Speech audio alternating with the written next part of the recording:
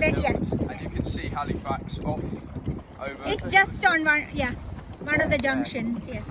Ah, nice. And you guys just done like a little breakaway then, like a weekend? It's half term. Oh, of course, yeah. So I forget because all the school kids down here had half term last week. Yes. And then we're getting some this week, mainly from the north and some kind of out towards like Suffolk and Ipswich have their half term. So you kind of have the double effect. But yeah, welcome to Cambridge. Hope you guys are enjoying it. What do you think so far? Very Yeah, very nice. Quite a lot of history to take in. There is. Yeah, it's quite a small place, so it's quite condensed history as well. Yes. But I mean, as far as it goes, Punting is arguably the best way to see the history. Basically because once we go past our first bridge, literally all the land around us is privately owned land, owned by the University of Cambridge. Oh. And the only way to see any of this land is by being on the river, because the river is like a public highway that goes through it. The only two ways really to be on the river are on punts, but there's two types of punts you can get on. You can get on the sensible guided punt like this, or you can try punting yourself, which is, you might see some people do it, but it's quite stupid or brave. Depends. I don't know if you guys are attempting to punt yourselves. No. No, I mean I wouldn't recommend it. I saw someone fall in quite recently. Oh it did dear. look very nice. But yeah, we should be alright today. I mean, Let's hope so. it's never the cost that's falling, and I've done this job since I was 16 and I've not fallen in once. So. Oh, 16? Yeah, I'm 23 now, but it's been like a Saturday job and a summer job. I've been Yeah. studying and stuff. But yeah, I mean, it's mostly the learners drivers who fall in, because punting's not quite as easy as it looks. Yeah. When you watch those guys do it. But yeah, the bridge is just coming up here. It's kind of wrought iron bridge called Magdalen Bridge. And then yeah, past that point, literally all the land around it is part of the university. Since it's just you guys on the boat as well, I'm not sure if you wanted to kind of have the tour as well, or whether you just want to sit back and chat. I mean, there's...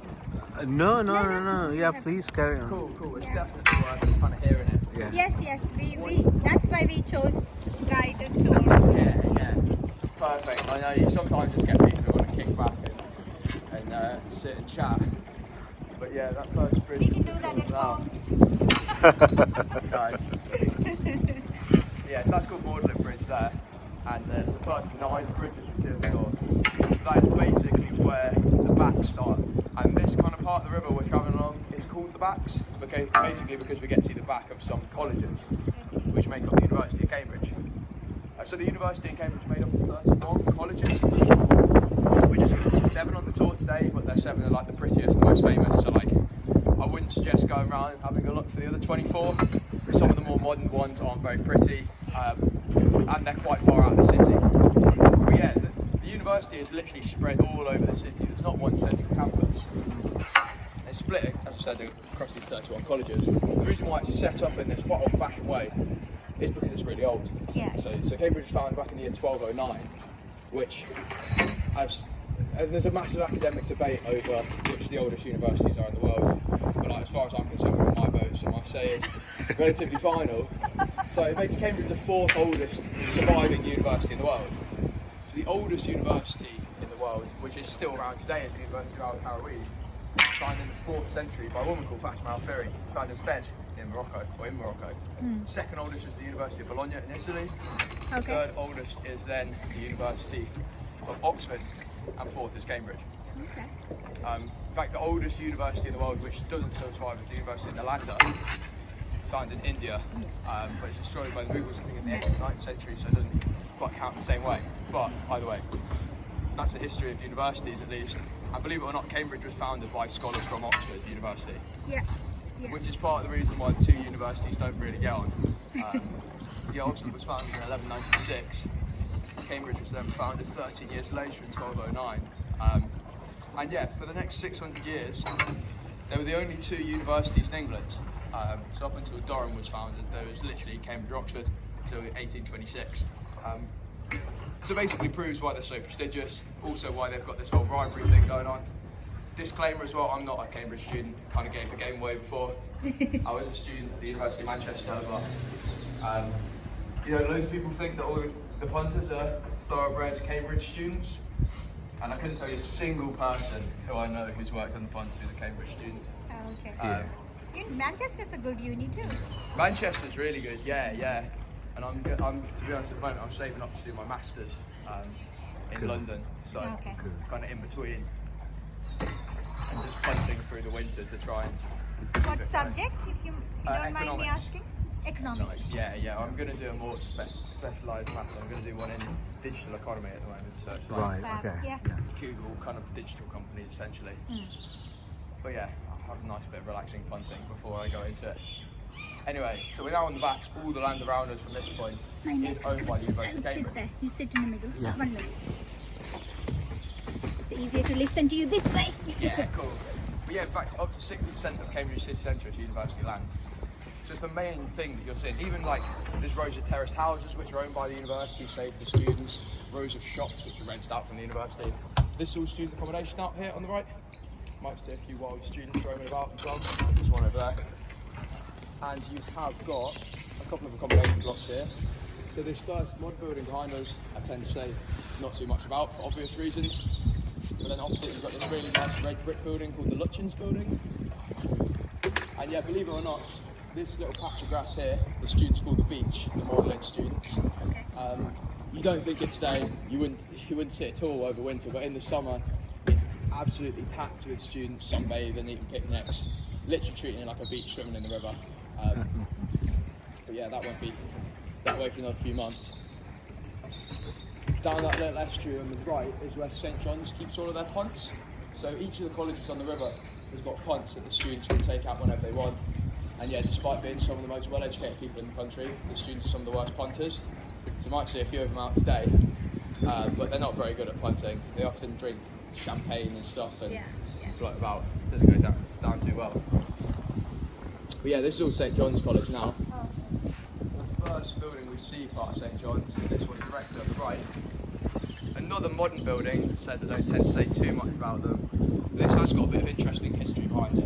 This is the first building in the country designed using CAD, which is like the computer architectural software. And yeah, so ahead of its time, they had this huge opening ceremony for the building.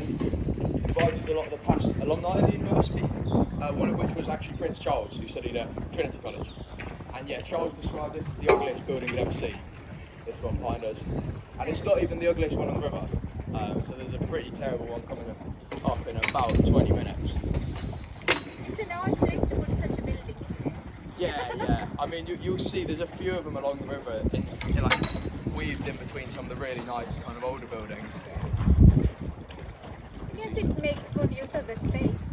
Yeah, just about. Yeah. I think that they also want to have like a timeline of architecture down here, so they've almost got buildings from like 7, 6, 5, 4, 3, 2, 100 years. Yeah. And it's almost you can come along here and you see the whole like architecture of the last 800 years, which is quite nice. And see somebody somewhat struggling to get over the bridge. It's quite difficult in the wind. But yeah. So this is all St John's College around us. On the right hand side we've got the new court of St John's, which was completed in 1831. And then on the left hand side we've got the older old court of St John's. You can actually see the date when the old court was finished, 1624 up there. Just so you know I'm not lying to you, I'm making the date up out of my head. And then you've got the most beautiful bridge in Cambridge, most famous one called the Bridge of Sighs, which joins these two courts. So the official name of this bridge is the New Bridge. The Bridge of Sighs is literally just a nickname for the bridge. But it's named after a very famous bridge in Venice, in Italy. Yeah. So you might have seen the real Bridge of Sighs? No. Okay, cool. So It's on our bucket list to go. yeah, nice. This is the closest you can probably get at the moment with the current restrictions and this and that.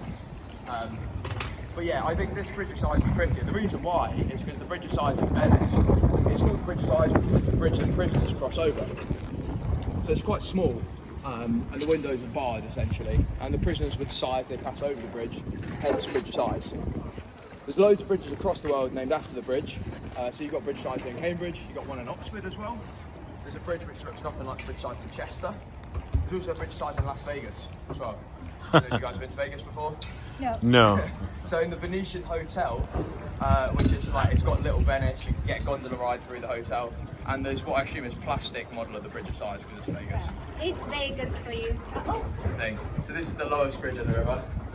You see some of the punters do this trick when they go beneath it, where they stand on the deck and pretend to bang their head. yeah. Oh And you might hear them do it on the way back. I don't tend to do it. A, because my acting's terrible, and B, I don't think it's that funny anyway. But you might hear it, so don't be alarmed. See the highest flood marking, that's March 1947. River's hardly flooded since then because they've installed like sluice gates at both ends of this kind of like protected stretch of the back. But then yeah, behind us on the right you can see the front of the new court of St John's. And yeah, the new court is primarily student accommodation, believe it or not. Some of the nicest student accommodation here at the university. Nicer than my prison cell at the University of Manchester I got given. But yeah, they basically built that building to show off.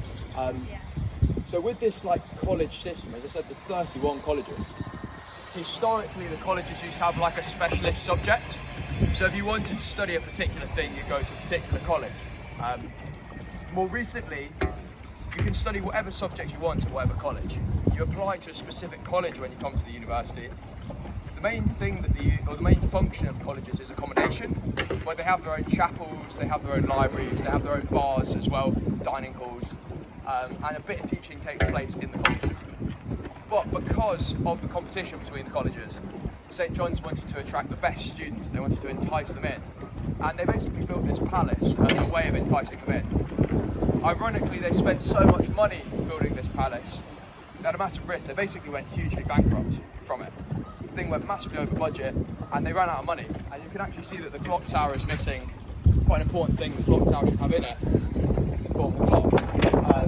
So what happened there is back in the day, they had no money, couldn't afford a clock when they finished the building. Since then the building's become listed, whilst they were bankrupt, so it's basically protected and they can't make any alterations to the outside structure. When we go back beneath, you can see only one side of the bridge of size is decorated, again because they couldn't afford to employ the sculptor, and now they can't even if they wanted to.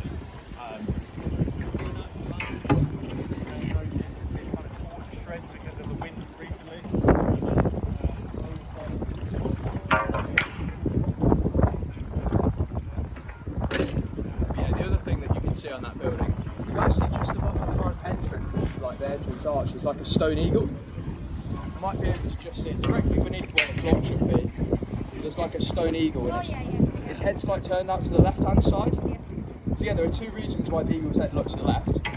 First of all, it looks directly towards the chapel of St John's, which is that huge tower chapel through the rooftops. The second reason is because it looks away from this college here, Trinity, in disgust. And the reason for this is the two colleges don't go on because of religion, essentially. St John's was a Catholic college. Trinity was founded by King Henry VIII, who essentially destroyed the English Catholic Church. And because of that, two colleges aren't too friendly. You guys can see some of the South punters struggling a little bit. Yeah, not something I'd recommend, really. If you guys do want to do it, come back in summer. It's much nicer. Now it's not recommended, really.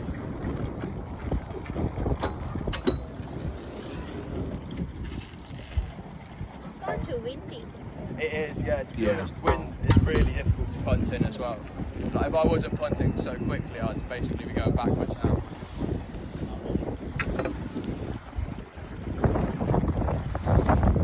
On the left, How big it is. you get a really good view of it there. But yeah, Trinity on the left is the largest college in Cambridge in terms of the population of students. About 1,100 students at it. It's also the wealthiest college. It's also the most prestigious. I mean, so you've had some incredibly great minds still here, like Isaac Newton, Charles Darwin, who spent a bit of time here. You've got Charles Babbage, the man who created the first computer. Yeah, 29 Olympic gold medalists, 11 British ministers. Fairly good track record. Another great mind who studied here, you've got Prince Charles. Prince Charles, maybe arguably not a great mind in the way some of the others I just mentioned. The main reason I say that is because Charles got into Trinity with some A-level grades that wouldn't have got any of us into Trinity College.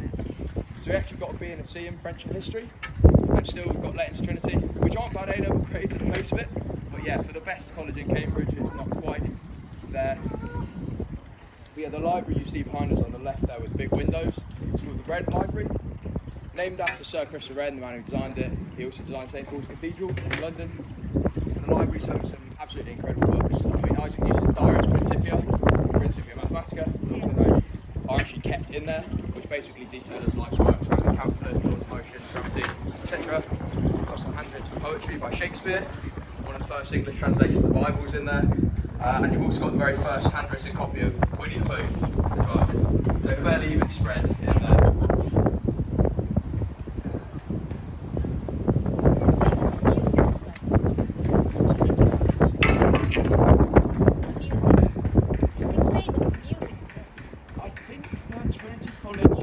That's in London, isn't it? London. Is the famous one for music. Yeah, that sounds about right, yeah. Yeah. But yeah, it's really confusing. So like, there's tons of King's colleges and there's tons of Trinity colleges. Basically because back in the day they loved naming things after religion. Oh, yeah. But the reason why Trinity is called Trinity, again, is because it's founded by King Henry VIII. Yeah. And King Henry, after all the sin he committed in his life, killing two of his wives, beheading them, killing a load of the Catholic clergy, annoying the Pope, etc. He basically wanted a passport into heaven. He wanted God to forgive him for his sin. And back in the day, they used to think if you just donated a load of money to the church, God would forgive you. King Henry basically did the same thing when he founded Trinity, named it after the Holy Trinity in the name of God, and then yeah, essentially chucked a load of his personal wealth at it. So that's why Trinity's called Trinity. It's also why Trinity these days is worth £1.3 billion, which is absolutely astronomical figure. The university all in all is worth about 10 billion. But yeah, Trinity, it just became this huge landowner. A lot of the land which was sold from the Catholic Church went to Trinity. And like, there's rumours you could walk all the way from Cambridge to Oxford on Trinity's land. It's not quite true, but it does give you an idea of the amount of land they own. Even more recently, up until 2009, they had a lease on the land in which the O2 Arena was built. Loads of land in and across London and across the UK. Yeah, huge amounts. I mean, there's this expose that came out a few years ago and just talked about like the vast amounts of England that the college owns. But yeah, it's been able to make itself the best college in Cambridge, and like the one statistic to kind of prove how good it is 1/3 of all the Nobel Prize winners at the university just go to Trinity College. There's 31 colleges, so then they get more than their fair share of Nobel Prizes.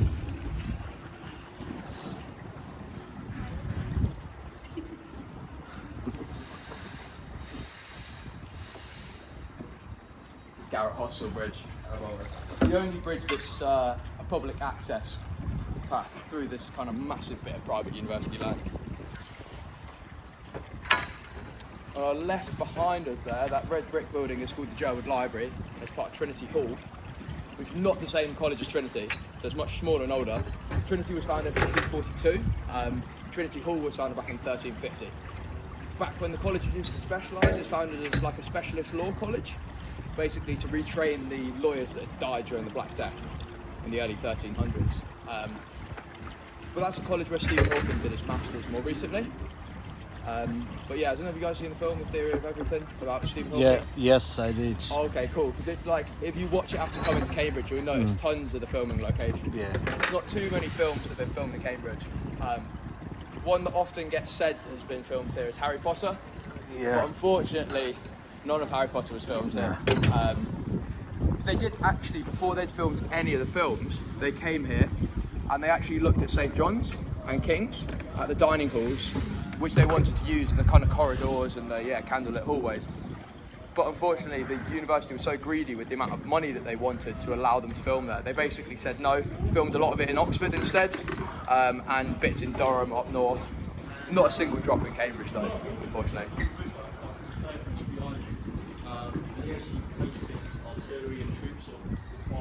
But yeah, unfortunately, it's the ugliest part of the river. This whole bridge here is temporary, but it's basically there so they can do this huge building work to bring across that crane as well.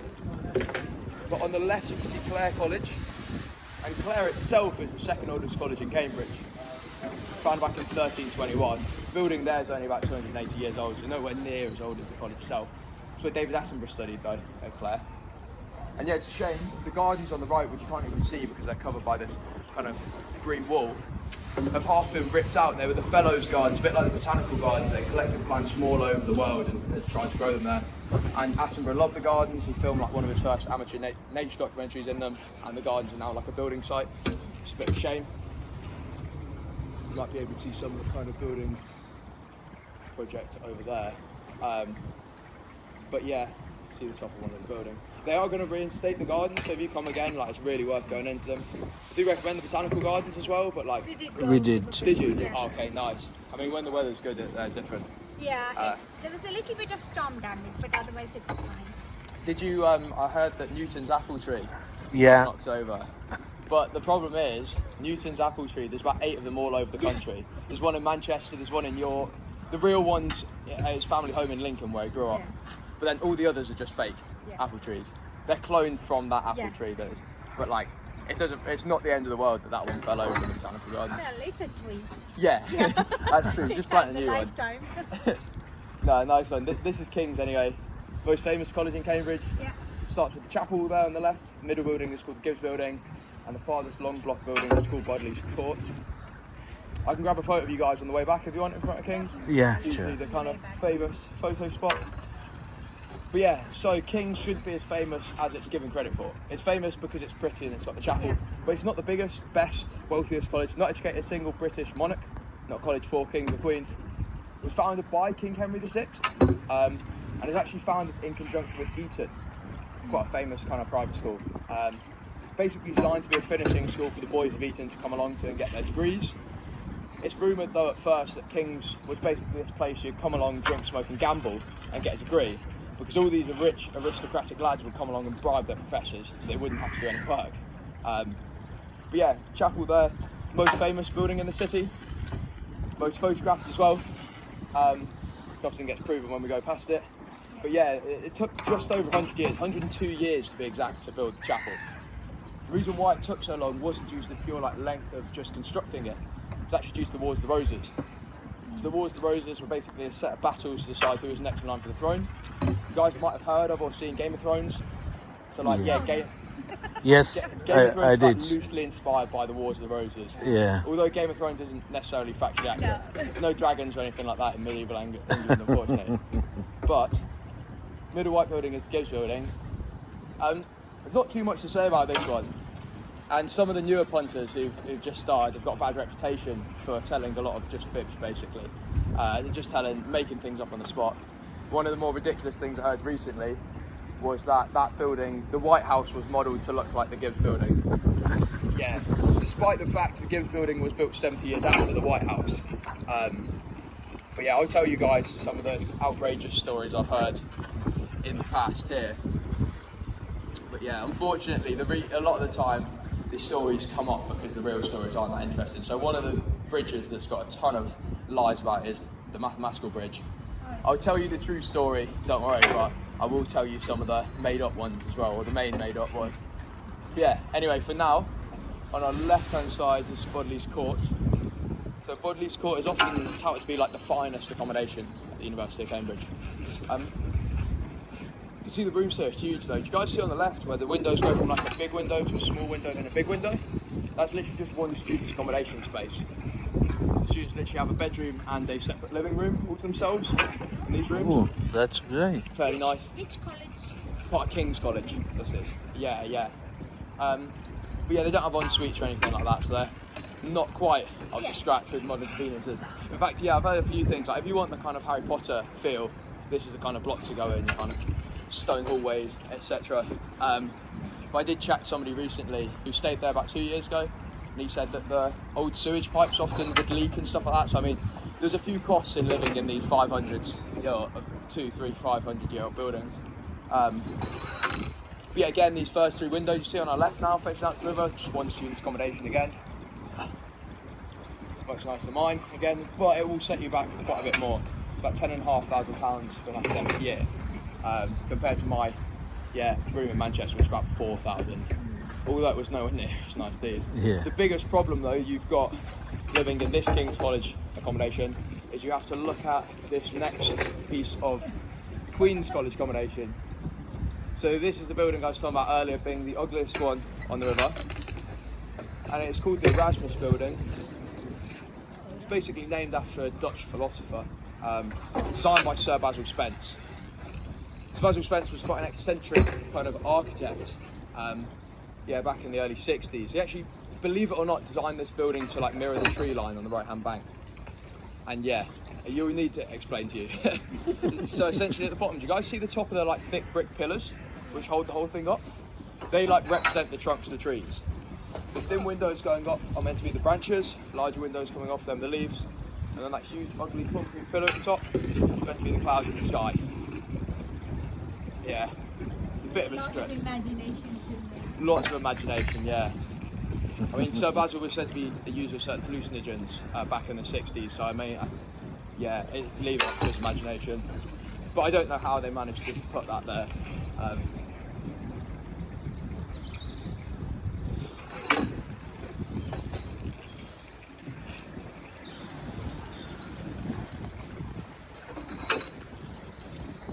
Nice one, guys. So we're just now coming up to our 1.25 mile turning point. So I'll spin us round just before the wooden mathematical bridge. Past that bridge you can see the stone bridge called Silver Street Bridge, and then even further past that, you guys see the brick wall and the really fast running water. So where that brick wall is next with the danger sign on it, the river actually goes up to a higher level, so we can't punt any further up there. It's basically a big sluice gate. If we did want to punt on the high level, we basically have to all get out to punt and pick it up and put it up there. But the colleges actually end where the stone bridge is. We don't really continue doing the tours past there. But this is all Queen's College round us. It's going to take us towards the mathematical bridge before we spin.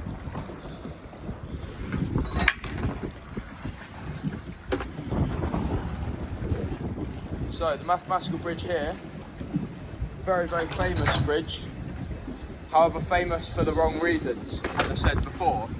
So there's a story about the bridge, basically that it was designed by Sir Isaac Newton.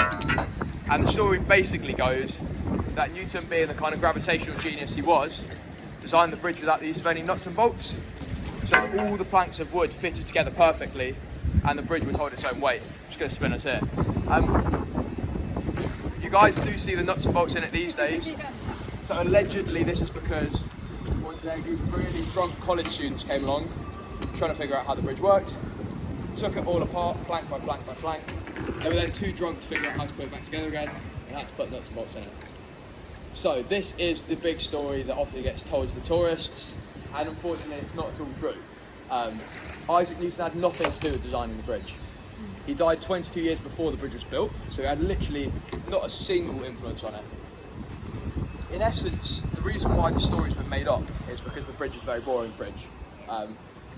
The bridge is not officially known as the mathematical bridge. So mathematical is just a nickname for this bridge. Loads of the bridges are basically known by their nicknames rather than their actual names. And yeah, the official name of the bridge is the wooden bridge. Okay. Very boring bridge. Even more boring than that is the mathematics behind the bridge, which people often omit from the tour. Through fear, yeah, putting people to sleep. So I will leave that unless you guys are so interested to hear a bit of the math. You want it? Yeah, no, I don't blame you. That's why people make up the Isaac Newton story as well, because they don't want to talk about the maths. But yeah, anyway, now we're on the way back. I do tend to be a bit like quieter, most of like the history lesson, it's over done with. But like on the way back, I tell like stories and anecdotes and stuff like that. I'll tell you some of the ridiculous fake stories. One of the stories I heard, and this one must have been a joke, apparently when they first built the mathematical bridge, it was built entirely out of like mini cheddars. Do you know the little like mini cheddar like crisp? Yeah. And basically the reason why it's now not made out of mini cheddars is during the war the students got hungry and ate it all, and they built it out of wood. Yeah, that's one of the more unbelievable ones. I don't think that you, I think, yeah, nobody's quite gullible enough to quite believe that. No nuts and bolts. That's at least a little bit more interesting. It's a bit more believable. To be honest, I lived here, yeah, for like 12 years before I got this job, and I still thought Isaac Newton designed the bridge. It's a bit like a local legend. Finally some sun.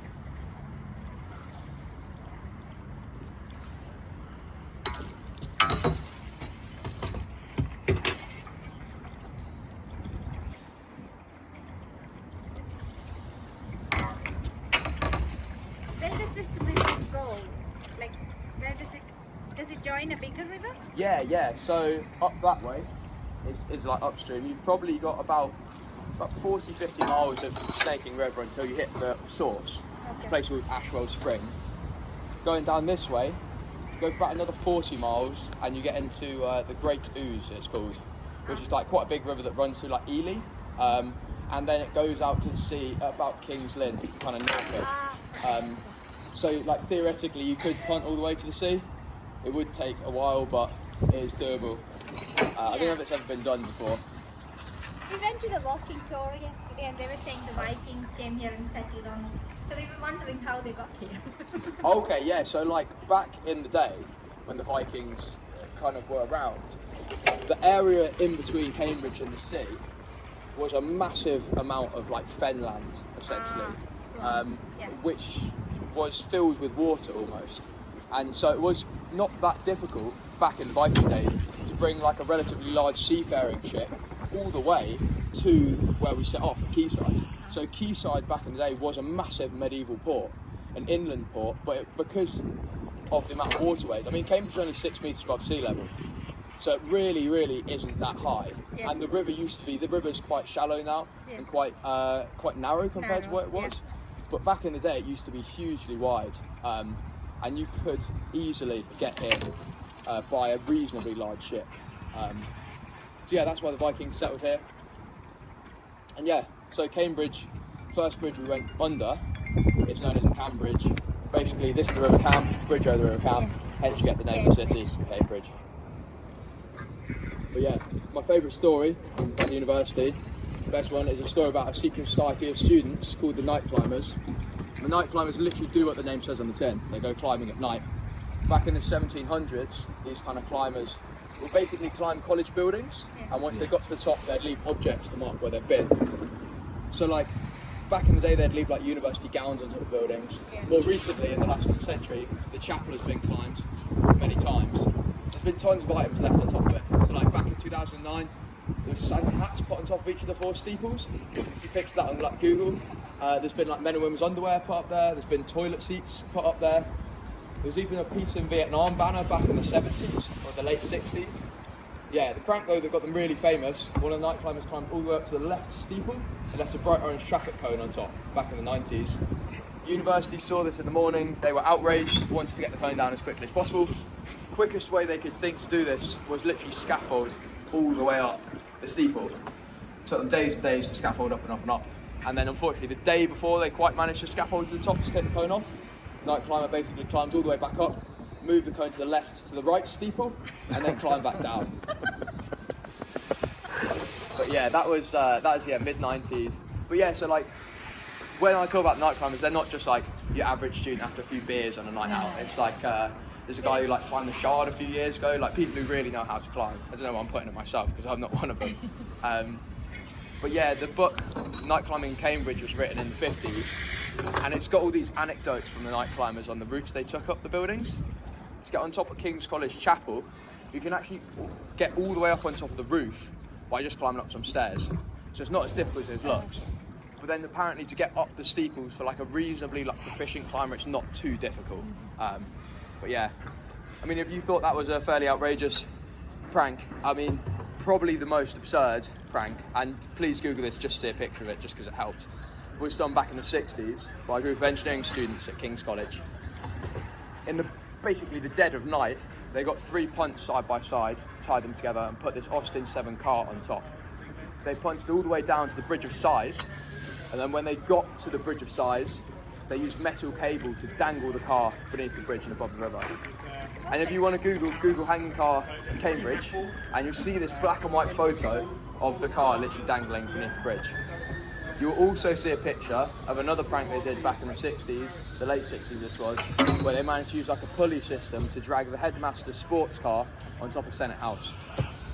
So yeah, if you Google hanging car Cambridge or like car on roof or something Cambridge, you'll see these. It does make a difference from like the usual university pranks of putting like a cone on top of a bus stop or something like that. These are all Trinity's punts here as well. So the Trinity students can take them out whenever. It's quite cool though. So you know they're the Trinity College punts for 2 reasons. A is, do you guys see the green trim on them? Yeah. But B, their names, which are just on the inner kind of rim of the boat, are all related to the number 3. the kind of Holy Trinity being comprised of 3 entities. So I mean, you've got like Fluffy there, which is the 3-headed dog from Harry Potter. You've got Lithium, which is the 3rd element, etc. It's quite a nice little thing to see if you go down the river.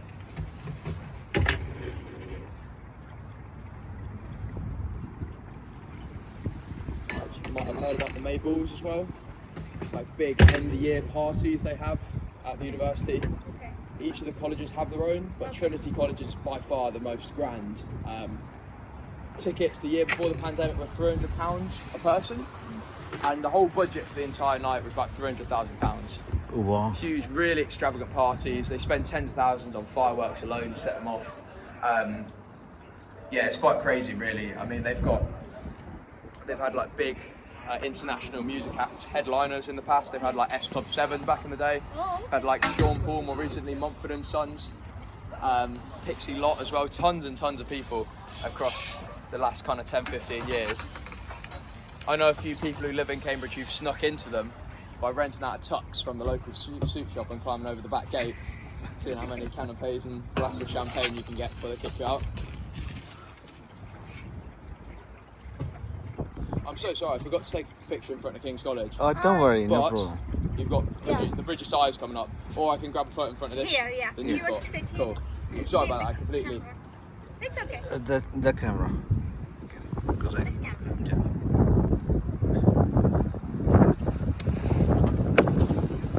Thank you. You want to sit around here? I will turn. Yeah. Turn around. Yeah. Look, Nandu. Nice one. Portrait. Cool. I took quite a few, but just so you can make sure there's no a good problem. one in there. Thank you very much. No worries. I forgot to ask as well. I often do sometimes just get so busy telling stories. Plus the thing is, on the way back, I don't know if you've noticed how quickly we go because of the current. So on the way up I'm really having to work hard to go, and this I could basically just stand here and we'd basically find our way back.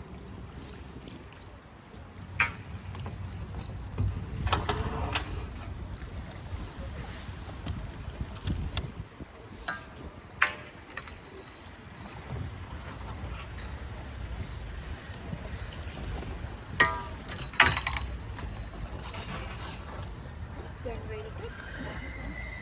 Yeah, that's the thing. Because of the storm recently, you've had a ton of like rainfall further upstream. So like usually the river is quite still, moves about 0.3 meters per second, about 30 centimeters, really, really slow. At the moment, I estimate it's about 3 or 4 meters a second it's moving back. So it makes it really difficult to punt up, proper workout. But on the way back, I can basically just stand here and we'll whiz by.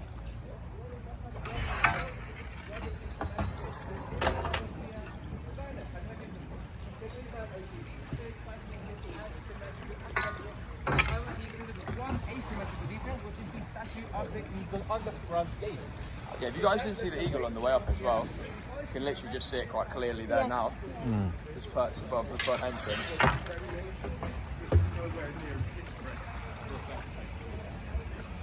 So for those of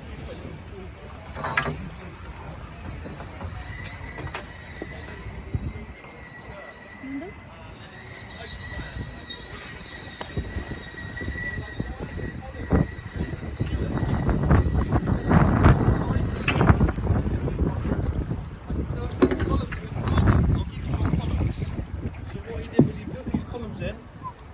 He made all the columns an inch shorter and a little gap at the top.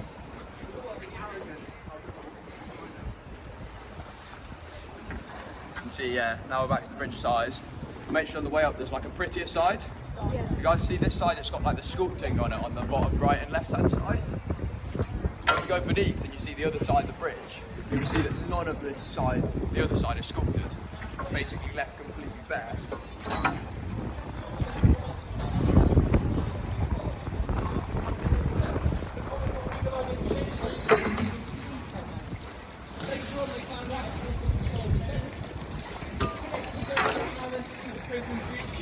This bit of song is very similar. Yeah, there's none of the sculpting that you had. Bottom right and left hand side. This side of the bridge is completely bare. The reason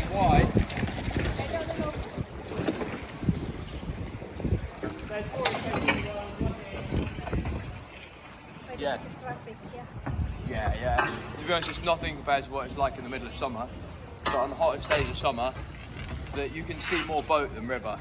River's absolutely packed with boats to the point where like it's like bumper cars, people falling in. I've seen people have fingers chopped off before.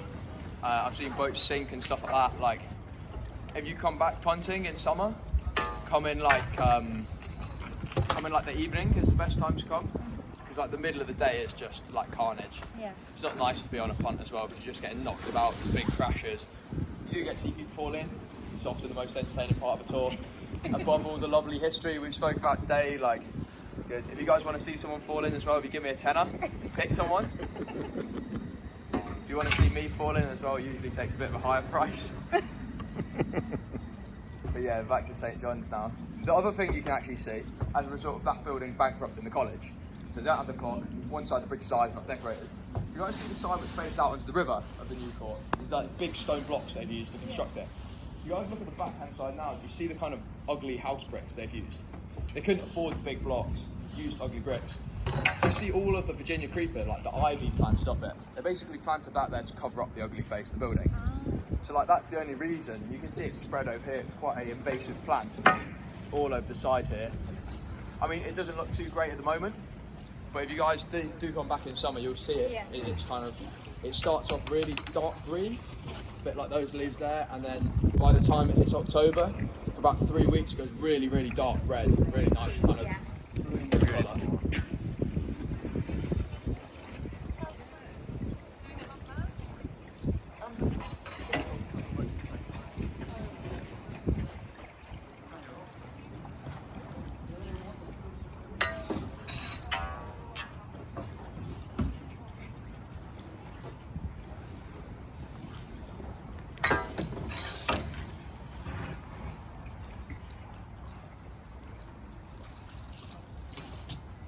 Nice one. This is the bridge I was talking about earlier. It's called the Cam Bridge, essentially,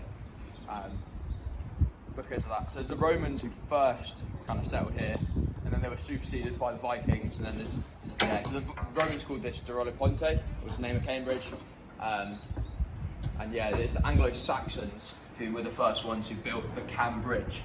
So it basically is the Anglo-Saxons we've got to thank for Cambridge being called Cambridge. So have you guys got like plans for the rest of the day? Are you here like overnight? No, we Okay. leaving. We are leaving today. Oh, okay, cool. So you did the botanical gardens as well? Yeah. We did the Museum. museums. Oh, okay, yeah. Which ones did you do? The Fitzwilliam we couldn't get tickets for. Oh, okay. To be honest, you haven't missed that much with the Fitzwilliam. Like it is really good, and it's like the top-rated museum. But I think like, which other ones did you do? Sedgwick. Yeah. The Sedgwick. I like the Sedgwick a bit more. It's a bit more like interactive. The Museum of Computing is also really like highly regarded. Okay. But yeah, there's literally like a museum for everything in Cambridge. What else were you saying you did? Sorry. What else did we? Botanical garden. We went on a walking tour. Oh, like a yeah. heritage. University walking tour. How was that then? The walking tour. It was pretty good because, like you said, you know, there were little anecdotes, parts of what you said as well. And it was from the Round Church. Oh yeah. I was going to say, because I know some people who've been on the walking tours, they find there's a lot of crossover with the punt tours. Yes. To the point where like I've had some people who just did a walking tour and they come on the punt tour and they're like, we don't want to hear any more, we just want to sit back. No, it's a different angle because they are from the church. Yeah. They talk about the monastery and the friars Yeah. and how it all started and all of those things. Yeah. Whereas this is a bit more different places, I think. That we I think it is good to go punting just because unless you rent out a punt, you can't really see any of that. You can kind of get a few glimpses on the streets, but if you wanted to see all them college buildings, you have to get entry into each of the colleges individually, and it's a lot easier just to sit down, hear about it, and it's quite like relaxing on a punt. Yeah. I find. But yeah, how long have you guys got then before you go back home? By this evening we'll go back. Okay, cool. I don't know if you want any other recommendations or things, Yeah, really. please do, yeah. I mean, it depends. If you want some food, I assume that you, on the walking tour, you walk down King's Parade, Yeah. which is like the cobbled street. You saw the Corpus clock as well. Yeah. So that's basically, so the King's Parade is like the fronts. We've just seen like the backs of the colleges. King's Parade, you get to see the fronts essentially. But, I mean, it depends what the weather's like. Museum-wise, like the computing one, the science museum is quite cool as well. They're worth doing if the weather's not great. If you guys do fancy a walk, there's some really nice parks in Cambridge. There's a really nice one here, Jesus Green. You can kind of walk and meander Oh yeah, through we the alley. stayed on the other side of that, so we walked through it almost. Oh yeah, every nice. day. You had That enough, was quite seen good. enough green. Well, I mean, that's why it's so nice in the summer, Cambridge, because it's almost half of the city centre's green space, Yes. so it's beautiful. But yeah, if you guys want to go shopping, the Grand Arcade, the best shopping kind of malls to go to. Yeah, we parked the car over there. Have you? And you guys have seen it.